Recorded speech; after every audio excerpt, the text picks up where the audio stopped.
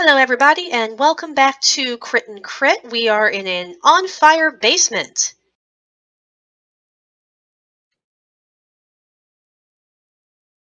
Oh, never mind, fire's gone. Everything's fine, no problems here, it's all good.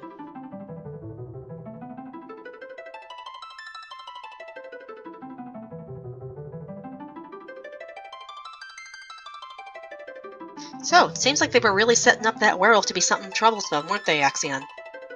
Eh, he definitely knew more that we don't. Yeah.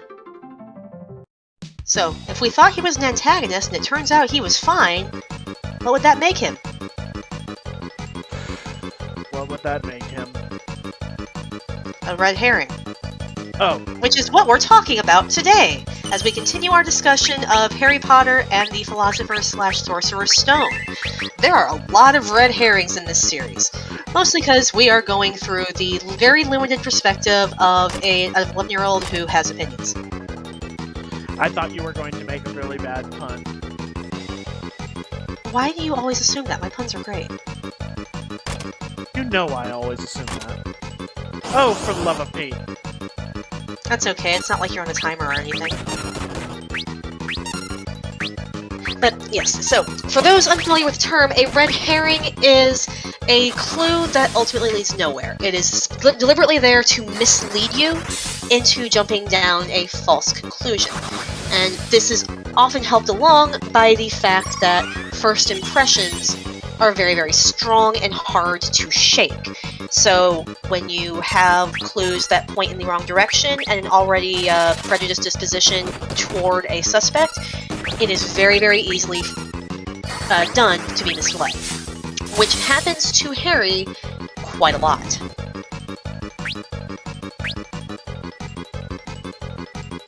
Okay, She that got the wasn't look so out of bad. it. Yep. So I think it's probably obvious who are. You know, it's going to be a trap.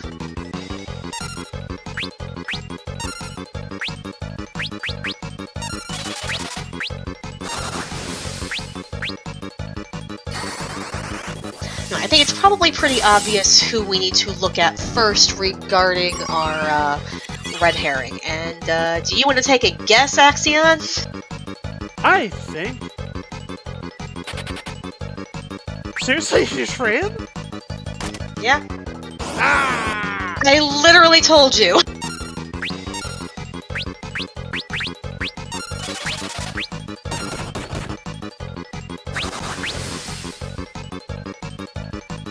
Anyway, what were you saying?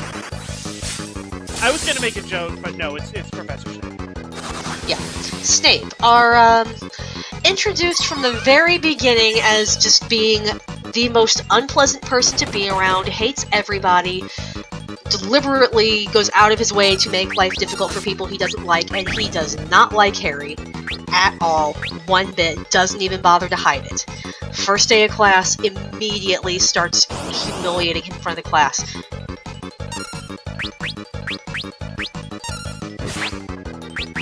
But adding to that is the fact that Harry gets a lot of really interesting coincidences that build up around Snape, too, that honestly make it hard to fault the kid for jumping to the conclusion that he did. The first night he's at Hogwarts at the feast, Snape looks at him, which happens to be looking across somebody else, where there's something else that we later discover was in that line of sight, and Harry's scar starts to throb. And he assumes it's connected to Snape, because, well, Snape's looking right at him. So, we later learn that Harry's scar tends to react very strongly to, like, just if Voldemort or something related to Voldemort is nearby, it's going to be a monster. For the love of Pete, why are all the chests strapped? Because they're the only closed ones, all the other ones have been opened. Which is why you haven't been touching them. I haven't been touching them because they were blocked by fire. Well, I guess now you know.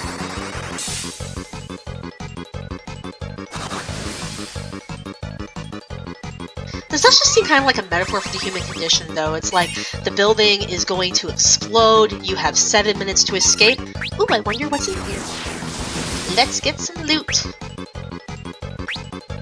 Anyway, kind of the next thing we notice about Snape, beyond just the general being Snape, is the Quidditch match, where Harry's broom starts to lose control, which it nearly throws Harry off, and it's pretty obvious to the entire crowd that something is wrong with his broomstick, because that's not the normal, I've lost control of my broom and I'm going to fall off. This thing is actively like one of the coin-operated rodeo bowls you see at some restaurants or bars and stuff.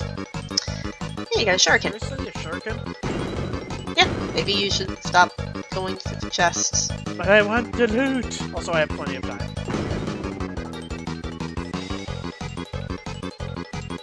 Sense of urgency. Not packed.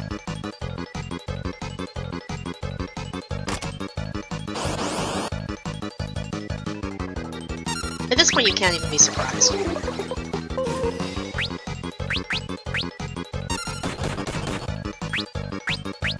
So, we see that Harry is losing control of his broom, and Hermione and Ron mention that they saw Snape muttering something to while looking directly at Harry, and jump to the conclusion that Snape is doing something to the broom. And Hermione rushes to go and stealthily distract Snape with conjured fire, so he'd stop doing whatever he's doing to the broom, which does actually coincidentally result in the broom no longer being hexed. We discover the answer to that later. A bit later on, the group is outside with a book that they took from the library that Snape says is against the rules, and they get suspicious because, like, dude, that's not fair. Harry follows him because he wants to get his book back, not trying to spy on him, but happens to notice that Snape's leg has been badly mangled. And here's a comment about watching all three heads at once, clearly implying that Snape was attacked by Fluffy. There's also Snape volunteering to referee the Quidditch match that Gryffindor is playing, which they immediately assume Snape is going to use this opportunity to try and kill Harry, which doesn't happen. So we've got quite a few incidents already to make Snape look highly, highly suspicious. Because that's kind of the thing. Like, Awesome. if you are a character in a book, you are going to have opinions of other characters in the book. That's just how people work. And obviously, you, in the context of the book, do not know who the main character is, so you're not going to be able to present yourself in the best light at all times to all people. So Snape has no interest in looking in the best light to Harry, who he has backstory reasons for disliking, not that Harry knows them. And we'll learn about those later, and oh boy, did the internet never stop talking about those backstory reasons, but not relevant to this book. Yeah. But yeah, Snape has the fun position of, in the first book, being a good guy who kind of embodies good is not nice. He's a jerk, but he is on your side. He just also hates you and is going to, take advantage of the fact that he's in a position of authority over you, because, people. Yep. So, as everybody who's read the book knows, and has heard us talk about the book knows, the actual problem was Professor Quirrell, who, as mentioned, had never been the same since he came back from his sabbatical where he ran into a vampire or something and it just messed with him. He's been weird ever since. Turns out that what he ran into was, the ghost of Wizard Hitler, which is possessing him now, or at least living in his head. I'm not sure how, again, we've been over that, we're not really sure what Quirrell's exact situation is, but he's responsible right now. So, we know that Harry's scar hurt because Snape looked at him, but Harry also got to see the back of Quirrell's head, which is where Voldemort is. So that's why his scar hurt. Nothing to do with Snape, just bad timing. And there's a lot of those sorts of coincidences going on throughout the first story in general.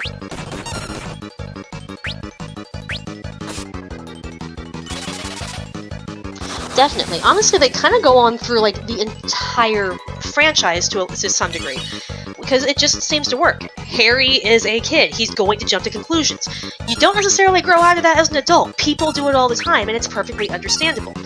So, from our perspective as the reader, his inclinations make perfect sense. Because we get to see the thought process and the circumstances that lead to him making these snap decisions. We also learn that Snape was indeed muttering a spell while looking at Harry's broomstick, because he was muttering a counter curse for what Quirrell was doing to the broomstick. And the spell stopped because Hermione accidentally shoved Quirrell out of the way and broke his eye contact while she was going to hex Snape. So, accidentally solving the problem without realizing it. You know, it happens. What? That thing just looks weird. It's apparently the boss. Boss is a deranged tarantula mixed with a Mega Man leg set. Yeah, apparently its name is Ironclaw. Okay. We do get it basically confirmed that, you know, Fluffy did attack Snape, because it seems that Snape was trying to beat Quirrell in there to see how far, you know, he got through the defenses and if anything needed to be changed. We can kind of read between the lines on that, because we know Snape wasn't trying to steal the Philosopher's Stone, Quirrell was. Which we can also piece together in hindsight, because we recall that Harry remembers that article that says that the vault in Gringotts was broken into the day he was there. And he ran into Quirrell in Diagon Alley.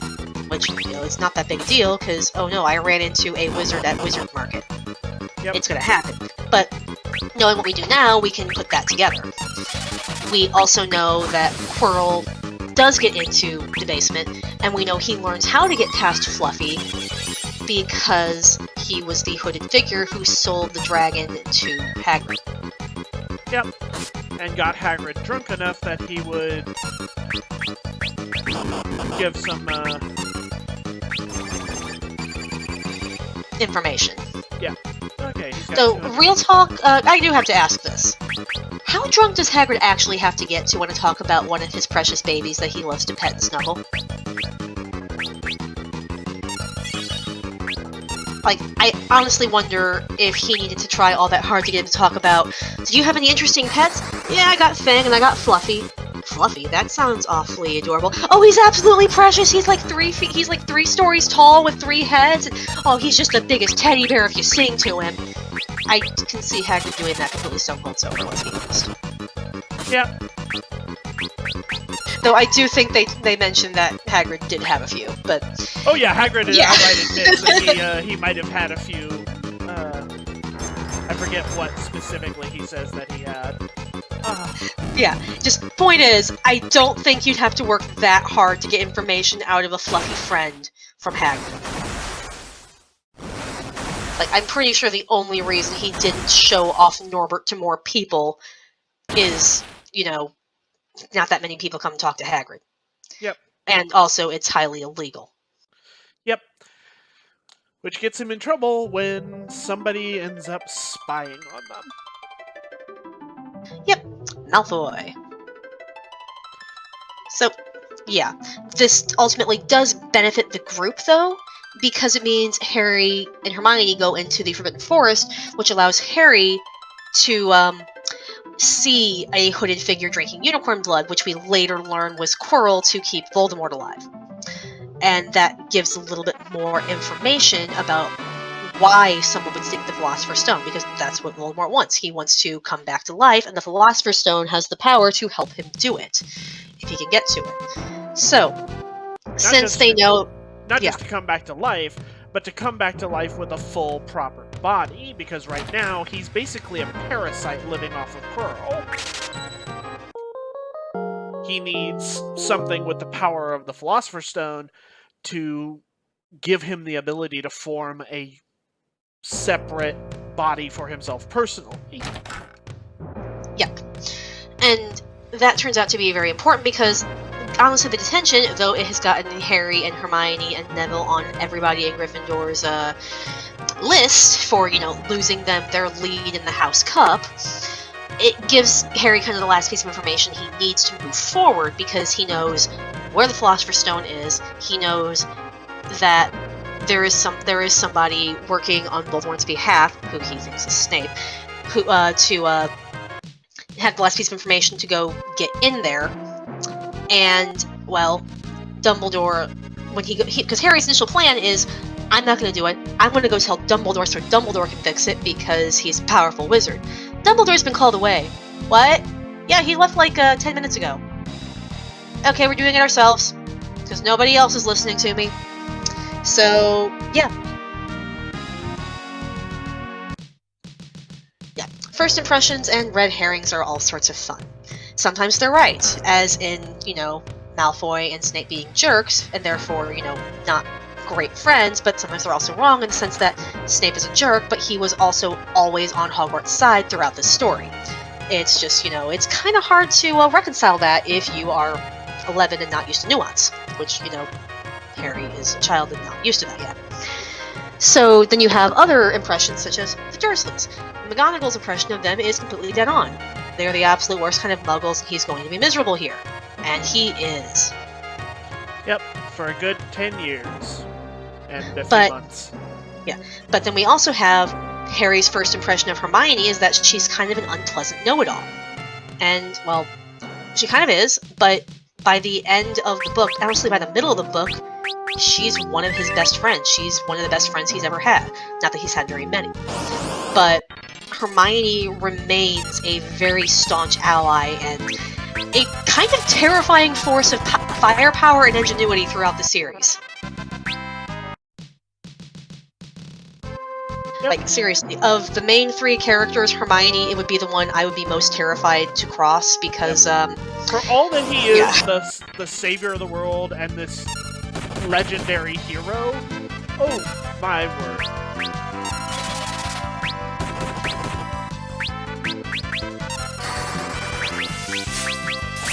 Maybe you should run.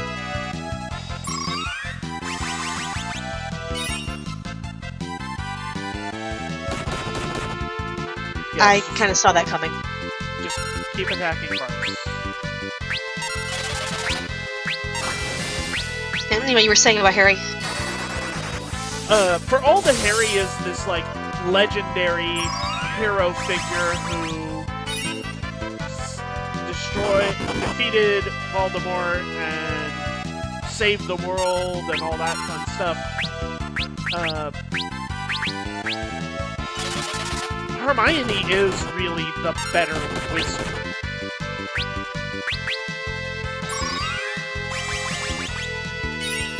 Well, again, it comes back to Harry's a sorcerer, Hermione's a wizard. Harry does okay with his studies, but he mostly plays to his natural strengths.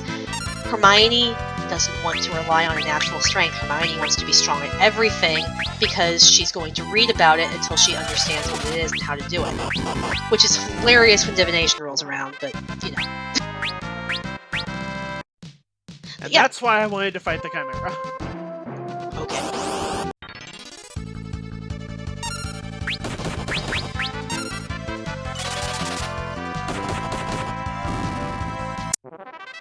I would recommend healing. I am going to heal, yes. Good. Let's see, other impressions that we get throughout the series that kind of set things up for the future. Well, have we talked about the Weasley Twins yet? I don't think we did. No, we have not. Not in this section. Yeah, so we are introduced to the Weasley Twins at the very beginning, shortly before we're introduced to Ron. And they are basically trolling their own mother. She is... Okay, we can't hold that against them. That is one of the joys of being a child. Especially if you're a twin. That said,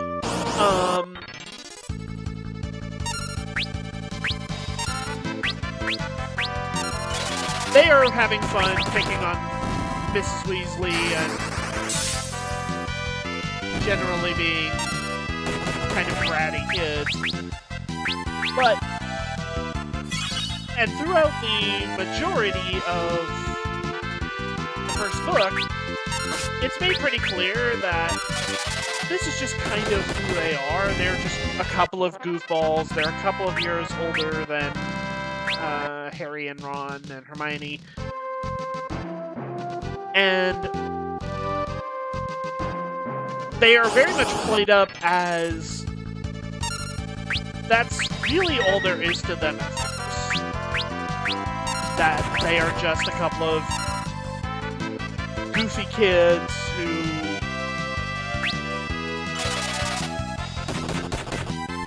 what's the word I'm looking for? Here for a good time, not for a long time? Yeah, for lack of a better way to put it, they don't take much seriously, and they are here to They're the make class trouble. clowns. But it's made pretty clear that they are capable. Ron mentions on multiple points that for all that they goof around, they get good marks. And it's very clear that they care for Ron.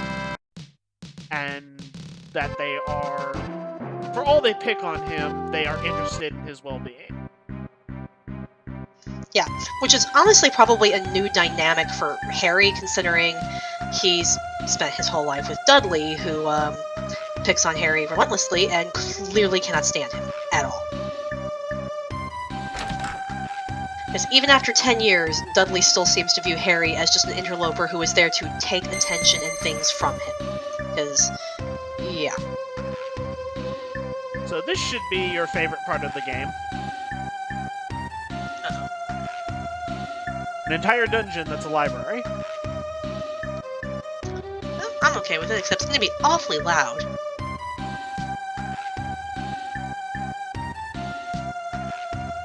So, any other characters you can think of that we would have a mistaken first impression with that would be kind of relevant in the first book? Or do you think we've kind of exhausted this one for now? I'm thinking.